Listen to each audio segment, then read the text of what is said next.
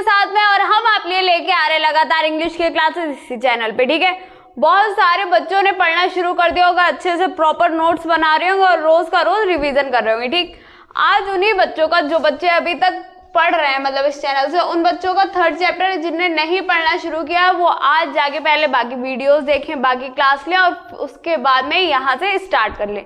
ठीक है, अपना 3rd चैप्टर प्रोज का है जिसका नाम है from the diary of Anne Frank. ठीक है, एना फ्रैंक कौन थी, ये उनकी डायरी के बारे में कौन सा चैप्टर है, ठीक है, इसके बारे में आज बात करते हैं। मोस्टली बच्चों ने उम्मीद है कि अपनी बुक से चैप्टर थोड़ा बहुत पढ़ा होगा या पढ़ने की कोशिश करी होगी। ठीक, पहले इसे एक्सप्लेन कर देते हैं इस चैप्टर में होता। तो पहले अपने चैप्टर के बारे में समझ लेते हैं, अपना चैप्टर क्या है, किसके बारे में। ठीक है, अपना चैप्टर है एना फ्रैंक के बारे में। एना फ्रैंक कौन थी, ये एक 15 साल की ऐसी लड़की थी जिसने 15 साल की उम्र में उसको मौत हो गई थी उसकी, और ये डायरी है जो वो लिखती थी, अपनी फीलिंग्स, अपनी जो भी उसके इमोशंस थे वो उस डायरी में लिखती थी। ठीक है, इनके बारे में जान लेते हैं थोड़ा बहुत। इनका जन्म कब हुआ था, शी बोर्न 12 जून 1929 में। ठीक है, इनका जन्म कब हुआ था, 1929 में, एंड फरवरी 1945 में इनकी डेथ भी हो गई थी। ठीक है, तो ये 15 साल की थी सिर्फ जब इनकी मौत हो गई थी।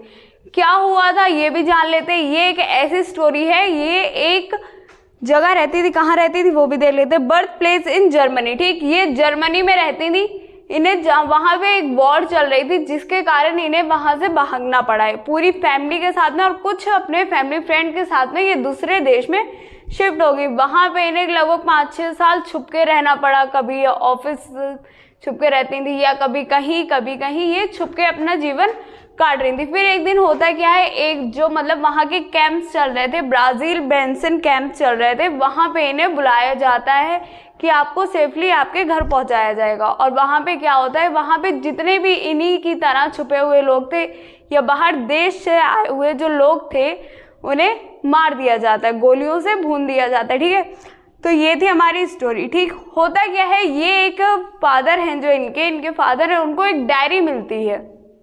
ठीक, उस डायरी में एना फ्रैंक ने अपने बारे में बहुत सारी चीज़ें लिखी हैं, अपनी बहुत सारी फीलिंग्स बताई हैं और बहुत सारे इमोशन अपने जाया करे हैं उसमें कि भाई उन्हें कैसा लगता है, उन्हें ऐसे छुप छुप के रहना पड़ता है, ये सब उसमें बताया हुआ है। ठीक, उसी बुक का एक छोटा सा पार्ट है जो अपना ये चैप्टर है। इस चैप्टर में इन्होंने क्या बताया, ये चैप्टर जिन बच्चों ने पढ़ा है उन्हें पता होगा कि इस चैप्टर में इन्होंने मेन बात जो करी है अपनी डायरी राइटिंग की करी है। ठीक, वो डायरी लिखती थी क्यों, जब उनके पास ऐसा माहौल था कि भाई वो बाहर खेलने नहीं जा सकती थी, कोई उनसे ढंग से बात नहीं करता था, क्योंकि भाई अब आपको 5-6 साल एक ही जगह पे छुप के रहना पड़े, वो भी तो थोड़ा सा मुश्किल हो जाता है। तो वो कहीं आ जा नहीं सकती थी, तो वो क्या करती थी, उन्हें डायरी राइटिंग करना शुरू कर दी। वो रोज़ एक डायरी मतलब अपनी फीलिंग्स लिखती थी उस डायरी में, 1 पेज, आधा पेज, जो भी उनकी फीलिंग्स हो वो रोज़ लिखती थी। ठीक है, उसकी वजह से क्या हो, वो पूरी एक डायरी बन गई। और ये डायरी उनके जब फादर को मिली तो उन्होंने क्या कहा कि अब मैं इसको पब्लिश करवाऊंगा, मतलब इसको हर जगह भेजूंगा और अपनी बेटी की फीलिंग्स बताऊंगा। ठीक, वो इस डायरी में बताती, इस चैप्टर में बताती हैं कि मतलब जो ये हम ह्यूमंस हैं वो एकदम से मतलब बहुत ज़्यादा अलग स्वभाव के, अगर हम सुन सकते हैं, अगर मान लीजिए आप हमारे दोस्त हैं, हम लोग पर्सनली मिले कहीं पे, तो आप हमें 10 मिनट सुन लोगे, 15 मिनट सुन लोगे, हम आपको 15-20 मिनट सुन लेंगे, इससे ज़्यादा नहीं सुन सकते, बोर हो जाएंगे। ठीक है, ये ह्यूमन नेचर है कि बहुत ज़्यादा आप किसी की बात सुन सकते हो, बहुत ज़्यादा 10-15 मिनट, आधा घंटा सुन लोगे भाई, इससे ज़्यादा आप किसी की बातें नहीं सुन सकते, आपको इंटरेस्ट नहीं आएगा। आपको थोड़ी देर बाद ऐसा लगने लगेगा ये इंसान तो पी रहा है, भाई पागल है, ये हमें भी पागल कर देगा। ठीक, तो वो एक सजेशन देती है क्या कि हम सब लोग को अपनी डेली लाइफ की प्रॉब्लम्स, अपनी डेली लाइफ के इमोशन, या जो भी चीज़ें हैं वो डायरी में लिखनी चाहिए। क्यों, क्योंकि डायरी कभी हमसे सवाल नहीं करेगी और वो हमसे बोर नहीं होगी।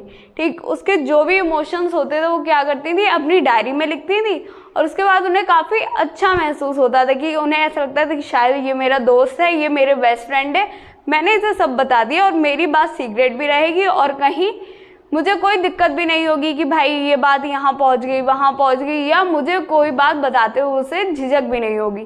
ठीक, तो इसलिए वो एडवाइस देती हैं कि हम सबको एक डेली डायरी पे रोज 1 पेज 2 पेज जो भी अपने दिन का हुआ है वो सब नोट करना चाहिए। ठीक, ये थी हमारी स्टोरी। अब इसका पहला कैरेक्टर देख लेते हैं, मेन कैरेक्टर वही है एनी, ठीक है, तो उन्हीं के बारे में देख लेते हैं। अपना पहला question, character sketch of any. Any कौन थी, इतनी सारी बातें कर ली तो पता चल गया होगा कौन है एनी, ठीक है। Character sketch of Anne. Answer देखते हैं। Introduction, the present question has been taken from an important lesson from the diary of Anne Frank. ठीक, ये डायरी है एनी फ्रैंक की, जो चैप्टर का नाम है, और ये बहुत इंपॉर्टेंट लेसन है। क्यों? क्योंकि इस लेसन से भी आपको कुछ सीखने को मिला है। जैसे क्या सीखने को मिला है भाई, अपने दोस्त होंगे आपके, आपका जो सबसे अच्छा बेस्ट फ्रेंड होगा, बिल्कुल सगे भाई वाला, वो भी आपको बहुत ज़्यादा 15-20 मिनट सुनेगा, आधा घंटा सुन लेगा, इससे ज़्यादा नहीं सुनेगा। ठीक, तो हम लोग को क्या करना है, अपनी एक डायरी बनानी है, रोज़ की जितनी बातें, अपने इमोशन, अपने आइडियाज़, अपने थॉट उस डायरी में लिखने हैं। ठीक है, फिर आगे देख लेते हैं। A part of diary of Anne Frank. ये चैप्टर जो है एक डायरी का, उसी डायरी का जो इनकी बुक थी, पब्लिश हुई थी, उस डायरी का एक पार्ट है, छोटा सा। ठीक है, Anne Frank is the main character of the story. Let discuss her character in briefly. उनके बारे में आराम से बात करते हैं, आराम से खाना खाते जाओ, वीडियो देखते जाओ, आराम से बात करनी है क्योंकि, ठीक है। सेकंड हेडिंग देख लेते हैं, इंटेलिजेंट। वो बहुत ज़्यादा दिमाग वाली थी। क्यों? क्योंकि महज 15 साल की लड़की में, मतलब 15 साल की वो होके ख़त्म हो चुकी थी, और ये जो डायरी उन्हें मिली थी लगभग 2 से 3 साल पुरानी थी। ठीक, तो लगभग वो 13-14 या 12-13 बोल सकते हैं, 12-13 साल की एज से डायरी राइटिंग कर रही थी। ठीक, आजकल के ज़माने में 12-13 साल के बच्चों को डायरी छोड़ो, अपने सिलेबस का कुछ याद नहीं होता है, उनके अंदर कोई इमोशन नहीं है। वो क्या है, बस रील देख रहे हैं, उल्टी सीधी चीज़ें कर रहे हैं, बस उन्हें लड़ाई झगड़ा चाहिए। ठीक, सोचिए वो कितनी ज़्यादा इंटेलिजेंट, कितनी ज़्यादा शार्प थी, कितनी ज़्यादा मतलब एकदम काइंड थी, पीसफुल पर्सन थी, उन्हें बहुत ज़्यादा शांति वगैरह पसंद थी। ठीक है, कंक्लूजन देख लेते हैं। After concluding we can say that Anne is a intelligent and silent girl. She thinks about of life. ठीक है, वो बहुत सारी चीज़ें सोचती थी लाइफ के बारे में। उनके बहुत सारे थॉट थे लाइफ के बारे में कि किस तरीके से लाइफ जीनी चाहिए, किस तरीके से नहीं जीनी चाहिए, हमें क्या काम करना चाहिए, किस तरीके से खुश रहना चाहिए। ये सारे थॉट उनके माइंड में चलते रहते थे। ठीक है, वो इंटेलिजेंट थी। पूरे भाई चैप्टर की हिंदी समझ ली, क्वेश्चन समझ लिया, उसमें हर जगह पता चल रहा है कि एनी सच में बहुत इंटेलिजेंट थी, क्योंकि वो बहुत सारी चीज़ें सोच सकती थी। भाई अगर आप इनफैक्ट आप अभी प्रेजेंट टाइम में 18 साल के लड़के से या लड़की से पूछोगे, किसी भी बच्चे से, तो उसे लाइफ के बारे में कुछ नहीं पता। वो अपने चोचलों में बहुत खुश है, उसे लग रहा है वो एक बहुत अच्छी लाइफ जी रहा है।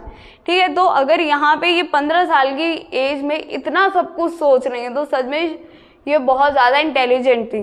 ठीक है, सेंसिटिव गर्ल थी, बहुत ज़्यादा इनके अंदर इमोशन थे, बहुत ज़्यादा चीज़ें ये महसूस करती थी। ठीक है, ये चीज़ें समझ में आ गई। उम्मीद है फर्स्ट क्वेश्चन आपको समझ में आ गया होगा। आप लोग मन लगा के पढ़ रहे होंगे, अपने क्लास देखिए, अपने नोट्स बनाइए, प्रॉपर अच्छे से रीड करते चलिए, उन्हें डेली रिवीजन करिए। ठीक, अगर कोई आपको दिक्कत है, कोई चीज़ समझ में नहीं आ रही, आप कमेंट बॉक्स में कमेंट कर सकते हैं, आपको उस चीज़ का निवारण मिलेगा, उसमें पूरी आपकी हेल्प करी जाएगी। ठीक है, तब तक अपना ध्यान रखें। जय हिंद, जय भारत।